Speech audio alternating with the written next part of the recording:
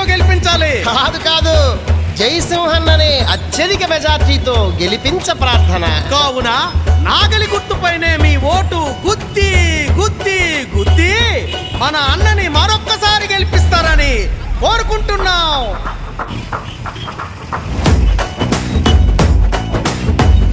ఓటేస ప్రజల పండగొచ్చి చూడరు, వాటాల నాయకుల పండగొచ్చెరు.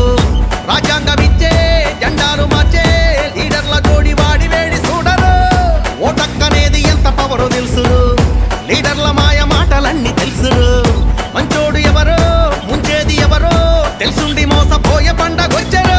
ఎన్నికలు ఎన్నికలు ఎన్నికలు ఎన్నికలు అరే ఎన్నికలు ఎన్నికలు ఎన్నికలు ఎన్నికలు